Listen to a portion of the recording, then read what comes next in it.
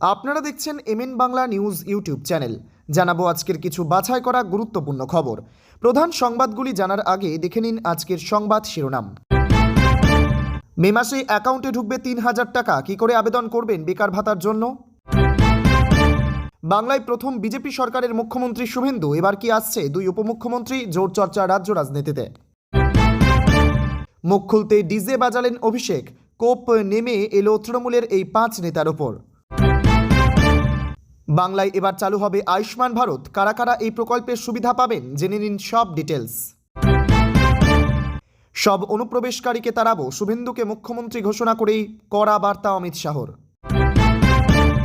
অবশেষে হাত বাড়ালো বামেরা, জাদু সংখ্যা ছুঁয়ে ফেললেন বিজয়, বাধা নেই শপথে।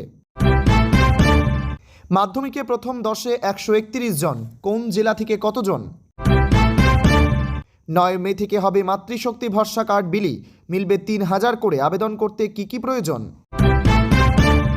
এতক্ষণ শুনছিলেন সংবাদ শিরোনাম, এবার আসছি বিস্তারিত খবরে। ভিডিওটি ভালো লাগলে লাইক করুন এবং আমাদের ইউটিউব চ্যানেলটি সাবস্ক্রাইব করে আমাদের সঙ্গে থাকুন। পরবর্তী আপডেটের জন্য ধন্যবাদ।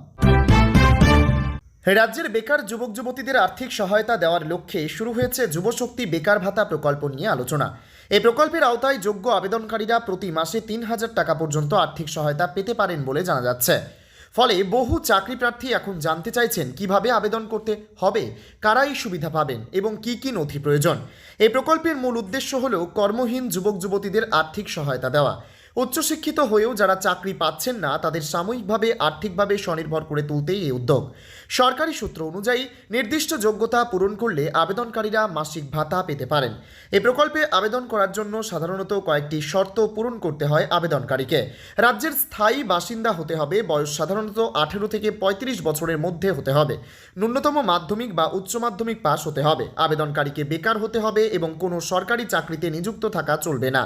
পরিবারের বার্ষিক আয় নির্দিষ্ট সীমার মধ্যে থাকতে হবে, তবেই প্রকল্প ভেদে নিয়মে কিছু পরিবর্তন হতে পারে।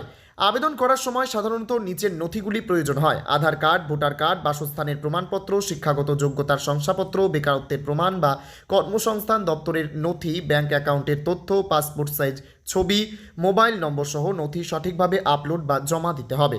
সেক্ষেত্রে অনলাইনে আবেদন প্রক্রিয়া চালু থাকে। আবেদনকারীকে সংশ্লিষ্ট সরকারি পোর্টালে গিয়ে নিবন্ধন করতে হয়। তারপর ব্যক্তিগত তথ্য, শিক্ষাগত যোগ্যতা ও প্রয়োজনীয় নথি আপলোড করে আবেদন সম্পূর্ণ করতে হয়। আবেদন জমা দেওয়ার পর যাচাই প্রক্রিয়া শুরু হয়। সমস্ত তথ্য সঠিক হলে আবেদনকারীর ব্যাংক অ্যাকাউন্টে সরাসরি টাকা পাঠানো হতে পারে। কত টাকা পাওয়া যাবে? প্রকল্প অনুযায়ী মাসে 3,000 টাকা পর্যন্ত আর্থিক সহায়তা দেওয়া হতে পারে, তবে এ অর্থের পরিমাণ রাজ্য সরকারের নিয়ম ও যোগ্যতার ওপর নির্ভর করবে। গুরুত্বপূর্ণ বিষয়, ভুল তথ্য দিলে আবেদন বাতিল হতে পারে। আবেদন করার আগে সরকারি নির্দেশিকা ভালোভাবে পড়ে নেওয়া জরুরি। শুধুমাত্র সরকারি ওয়েবসাইট বা সরকারি ঘোষণা অনুসরণ করা উচিত। কোনো দালাল বা তৃতীয় পক্ষকে টাকা না দেওয়ার পরামর্শ দিচ্ছে প্রশাসন। বেকার যুবক যুবতীদের জন্য এই ধরনের প্রকল্প বড় সহায়তা হতে পারে বলেই মনে করছেন অনেকে। আবেদন করার আগে প্রকল্পের সমস্ত শর্ত ও সরকারি বিজ্ঞপ্তি ভালোভাবে যাচাই করে নেওয়াই সবচেয়ে গুরুত্বপূর্ণ।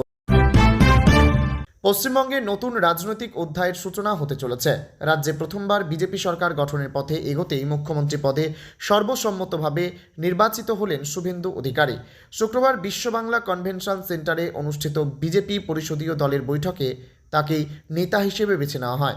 শনিবার মুখ্যমন্ত্রী হিসেবে তার শপথ নেওয়ার কথা রয়েছে। বৈঠকে উপস্থিত ছিলেন কেন্দ্রীয় নেতৃত্বের একাধিক শীর্ষ নেতা। তবে মুখ্যমন্ত্রী নির্বাচন চূড়ান্ত হওয়ার পর থেকেই নতুন করে জোর চর্চা শুরু হয়েছে উপমুখ্যমন্ত্রী পদ নিয়ে।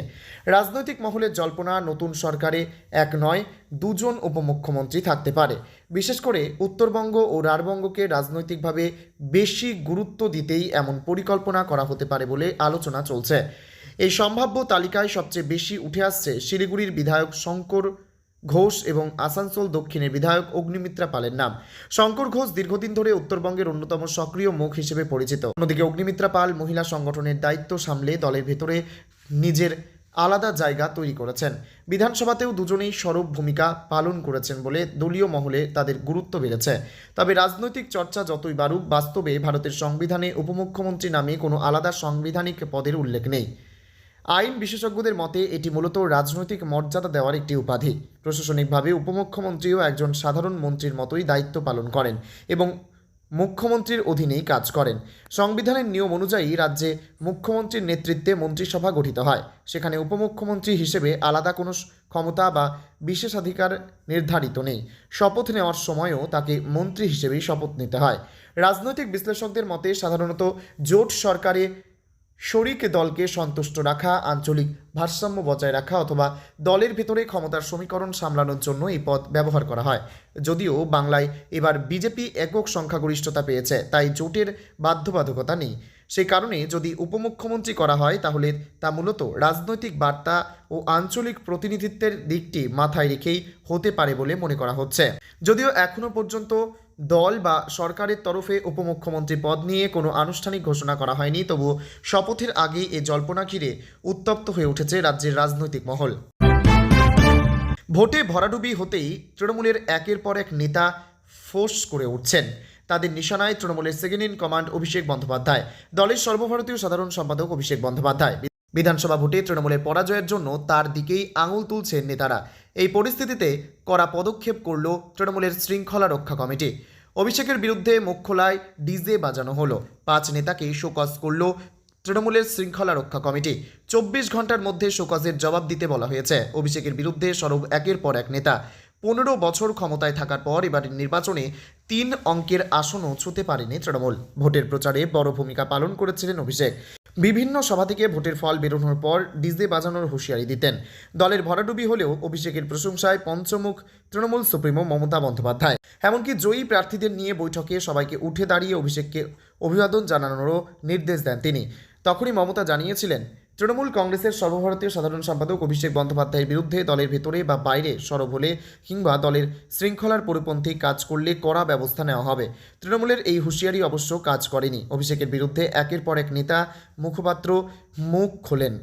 তৃণমূল মুখপাত্র কোহিনুর মজুমদার TV9 বাংলাকে বলেন, দলের পরাজয়ে একজন যদি দায়ী হন তবে তিনি অভিষেক। তৃণমূলের সর্বভারতীয় সাধারণ সম্পাদকের সঙ্গে দেখা করতে গেলে দলের নেতাদের ঘন্টার পর ঘন্টা অপেক্ষা করতে হতো বলে তিনি অভিযোগ করেন। অভিষেকের বিরুদ্ধে সরব হন মালদহের বর্ষিয়ান তৃণমূল নেতা কৃষ্ণেন্দু নারায়ণ চৌধুরী। আবার তৃণমূল মুখপাত্র রিজু দত্ত সোশ্যাল মিডিয়ায় ভোট পরবর্তী হিংসা রুখতে বিজেপির পদক্ষেপের উচ্ছ্বাসিত প্রশংসা করেন। একই রকমভাবে তৃণমূলের বিরুদ্ধে মুখ খোলেন পাপিয়া ঘোষ এবং কার্তিক ঘোষ। পাপিয়া ঘোষের কোচবিহারের বর্ষিয়ান তৃণমূল নেতা রবীন্দ্রনাথ ঘোষের কন্যা। মেয়ের মতো রবীন্দ্রনাথ ঘোষও অভিষেকের বিরুদ্ধে সরব হন, তবে তাকে শোকজ করেননি দল। বাংলায় পরিবর্তন, ঘাসফুল ঝড়ে বাংলার বুকে ফুটেছে পদ্ম। নির্বাচিত হয়েছে বিজেপি। আগামী 9 মে সরকারের শপথ গ্রহণ। বাংলায় বিজেপির প্রথম মুখ্যমন্ত্রী হচ্ছেন শুভেন্দু অধিকারী। আর বিজেপি পশ্চিমবঙ্গে নির্বাচিত হতেই এবার চালু হতে চলেছে কেন্দ্রীয় সরকারি প্রকল্প, যা এতদিন তৃণমূল আমলে আটকে ছিল। এর মধ্যে অন্যতম হল আয়ুষ্মান ভারত। এটি হলো কেন্দ্রীয় স্বাস্থ্য প্রকল্প, যেখানে নিখরচায় 5 লক্ষ টাকার চিকিৎসা পরিষেবা মেলে। বিজেপি তাদের ইস্তেহারেই জানিয়েছিল যে সরকার গঠন হলে প্রথম মন্ত্রিসভার বৈঠকেই আয়ুষ্মান ভারত প্রকল্প চালু করা হবে পশ্চিমবঙ্গে। কারা পাবেন আয়ুষ্মান ভারতের সুবিধা? 2018 সালে প্রধানমন্ত্রী নরেন্দ্র মোদী আয়ুষ্মান ভারত প্রকল্প চালু করেন। এই প্রকল্প আনা হয়েছিল গরিব নিম্ন আয়ের পরিবারের জন্য, যাতে তারা বিনা খরচায় সঠিক চিকিৎসার পরিষেবা দেওয়া হয়। 5 লক্ষ টাকার স্বাস্থ্য পরিষেবা পাওয়া যায়। আর্থিক সংকটের কারণে যাতে কেউ চিকিৎসা থেকে বঞ্চিত না হন, তাই আয়ুষ্মান ভারত প্রকল্পের লক্ষ্য বলে ঘোষণা করেছিলেন প্রধানমন্ত্রী নরেন্দ্র মোদী। কমন সার্ভিস সেন্টারে আবেদন জমা দিয়েও এই তথ্য যাচাই করা যায় যে সকল পরিবারে 2 চাকা বা 4 চাকার গাড়ি রয়েছে কিংবা মাছ ধরার নৌকা রয়েছে, যাদের আয় বার্ষিক 2.5 লক্ষ টাকার বেশি, তারা আয়ুষ্মান ভারত প্রকল্পের সুবিধা পাবেন না। আয়ুষ্মান ভারত কার্ডে 5 লক্ষ টাকা পর্যন্ত চিকিৎসা পরিষেবা পাওয়ার পাশাপাশি নিখরচায় মিলবে বছরে 5 লক্ষ টাকা পর্যন্ত স্বাস্থ্য বীমা। আয়ুষ্মান ভারত প্রধানমন্ত্রী জন আরোগ্য যোজনার অধীনে এই সুবিধা পাওয়া যাবে। আয়ুষ্মান ভারত যোজনারই নতুন সংযোজন প্রবীণ নাগরিকদের জন্য স্বাস্থ্য বীমা কেন্দ্রের তরফে জানানো হয়েছে 70 বছর বা তার বেশি বয়সী ব্যক্তিরা এই বীমার সুবিধা পাবেন। এই স্বাস্থ্য বীমার ক্ষেত্রে কোনো ভেদাভেদও থাকবে না। সমাজের যে কোনো স্তরের প্রবীণ নাগরিকরাই এই বীমার সুবিধা পাবেন। যাদের পরিবার ইতিমধ্যেই আয়ুষ্মান ভারত প্রকল্পের সুবিধা পান, সেই পরিবারের প্রবীণ নাগরিকরাও বছরে অতিরিক্ত 5 লক্ষ টাকার টপ আপ কভার পাবেন চিকিৎসার জন্য। বাকিরা পরিবার পিছু পাবেন বছরে 5 লক্ষ টাকার স্বাস্থ্য বীমার সুবিধা পাবেন। অবশেষে তামিলনাড়ুতে উদ্ভূত অচলাবস্থা কাটার পথে। দুদিনের টালবাহানা কাটার পর স্থলপতি বিজয়কে সমর্থনের সিদ্ধান্ত নিল বামেরা। একই সঙ্গে ডিএমকের আর এক শরিক ভিসিকেও সরকার গড়তে বিজয়কে সমর্থন করবে, যার ফলে বিজয়ের মুখ্যমন্ত্রী হওয়ার পথে আর কোনো বাধা রইল না। ডিএমকে এবং এআইএডিএমকের জোটের যে সম্ভাবনা তৈরি হয়েছিল সেই সম্ভাবনা মাঠে মারা গেল। বস্তুত এবারের নির্বাচনে চমকপ্রদভাবে তামিলনাড়ুতে একক বৃহত্তম দল হিসেবে উঠে এসেছে টিভিকে। বিজয়ের প্রাপ্ত আসন সংখ্যা 108, কিন্তু 234 আসন বিশিষ্ট তামিলনাড়ুর বিধানসভার সরকার গড়তে গেলে দরকার 118টি আসন। এই অবস্থায় বিজয়ের দলকে সমর্থন জানিয়েছেন কংগ্রেস। সব মিলিয়ে বিজয়ের পক্ষে এখন রয়েছে 113টি আসন।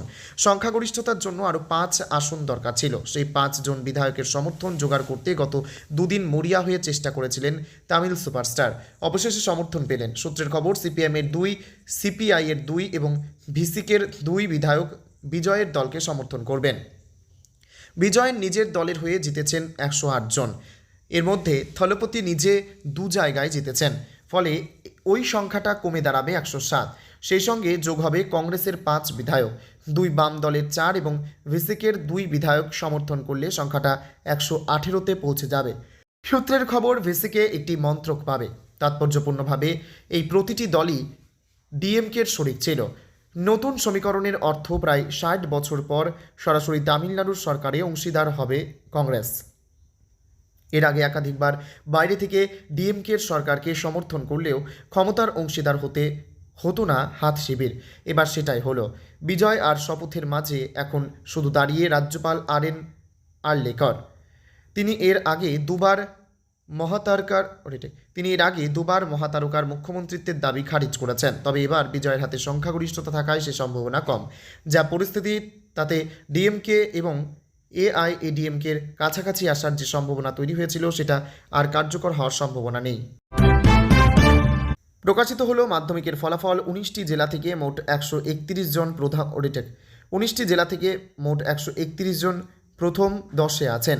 উত্তর দিনাজপুর থেকে 14 জন, বীরভূম থেকে 6 জন, দক্ষিণ 24 পরগনা থেকে 11 জন, পূর্ব মেদিনীপুর থেকে 23 জন, বাঁকুড়া থেকে 14 জন, নদিয়া থেকে 3 জন, হুগলি থেকে 9 জন, কোচবিহার থেকে 7 জন, পুরুলিয়া থেকে 9, মালদা থেকে 5, মুর্শিদাবাদ থেকে 3, পশ্চিম বর্ধমান থেকে 1 জন, জলপাইগুড়ি থেকে 1 জন, আলিপুরদুয়ার থেকে 2 জন, দক্ষিণ দিনাজপুর থেকে 3 জন, পশ্চিম মেদিনীপুর থেকে 3 জন, পূর্ব বর্ধমান থেকে 5 জন, হাওড়া থেকে 4 জন। 84 দিনের মাথায় প্রকাশিত হলো মাধ্যমিকের ফল।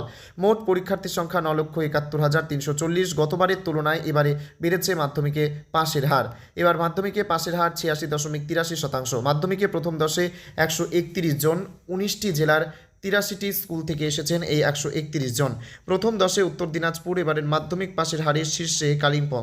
কোন জেলায় কতজন পাস করেছে? এবার মোট 7,000 নম্বরের পরীক্ষা হয়েছে। 698 নম্বর পেয়ে মাধ্যমিকে প্রথম হয়েছেন উত্তর দিনাজপুরের সারদা বিদ্যা মন্দিরের অভিরূপ ভদ্র। 696 পেয়ে দ্বিতীয় হয়েছেন বীরভূমের সরোজিনী দেবী স্মৃতি মন্দিরের প্রিয়তোষ মুখোপাধ্যায়। 695 পেয়ে মাধ্যমিকে তৃতীয় হয়েছেন 3 জন। উল্লেখ্য, বিধানসভা নির্বাচনের জন্য এই বছর একটু আগেই শুরু হয়েছিল মাধ্যমিক পরীক্ষা। গত 2রা ফেব্রুয়ারি থেকে শুরু হয়েছিল মাধ্যমিক পরীক্ষা। পরীক্ষা শেষ হওয়ার পরেই পরীক্ষার্থীরা ফলাফলের আশায় বসেছিলেন।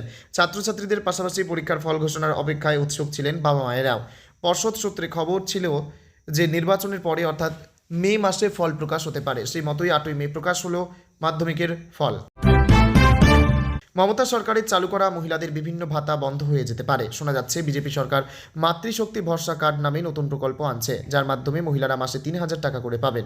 প্রকল্পে আবেদনের জন্য প্রয়োজনীয় নথি ও পদ্ধতি সম্পর্কে জানানো হয়েছে। চালু করেছিল মহিলাদের জন্য একাধিক প্রকল্প ও ভাতা, যার দ্বারা এতদিন মাসে মাসে মিলত ভাতা। ব্যাংক অ্যাকাউন্টে ঢুকত টাকা। মমতা সরকারের চালু করা ভাতার মধ্যে ছিল কন্যাশ্রী, যুবশ্রী, লক্ষ্মীর ভাণ্ডার, বার্ধক্য ভাতা, বিধবা ভাতা থেকে শুরু করে যুবসাথীর মতো একাধিক প্রকল্প। এই সকল প্রকল্পের দ্বারা এতদিন মিলত আর্থিক সাহায্য। সরকার বদলের পর যে এই সকল ভাতা বন্ধ হয়ে যাবে তা সকলেরই জানা। তবে বিজেপির সরকারও চালু করতে চলেছে একাধিক ভাতা। রাজ্যের মহিলাদের তো দেওয়া হবে ভাতা, সঙ্গে ভাতা পাবেন বেকার যুবকেরা। এরই সঙ্গে মিলবে চাকরি। এবার বাংলায় মহিলাদের জন্য চালু হচ্ছে ভাতা। শোনা যাচ্ছে 9 মে থেকে হচ্ছে মাতৃশক্তি ভরসা কার্ড বিল। যেদিন বিজেপি সরকার গঠনের শপথ নেবে সেদিন থেকেই শুরু হবে ফর্ম বিলি। এবার জেনে নিন আবেদন করতে কী কী প্রয়োজন। এই প্রকল্পে মিলবে মাসে 3,000 করে। জানা যাচ্ছে মাতৃশক্তি ভরসা কার্ডের জন্য আবেদন করতে হলে প্রয়োজন আধার কার্ডের জেরক্স, লাগবে বাসস্থানের প্রমাণপত্র। এই রাজ্যের বাসিন্দা হলেই পাবেন এই সুবিধা। প্রয়োজন আয়ের শংসাপত্র। নির্দিষ্ট আয়ের নিচে যারা তারা পাবেন এই ভাতা। তেমনি জমা দিতে হবে ব্যাংকের অ্যাকাউন্টের বিবরণ। দরকার পাসপোর্ট আকারের ছবি। তেমনি আপনার কাছে যদি সরকারি নির্দেশিকায় উল্লেখিত অন্য কোনো নথি থাকে তাহলে তা জমা দিতে পারেন।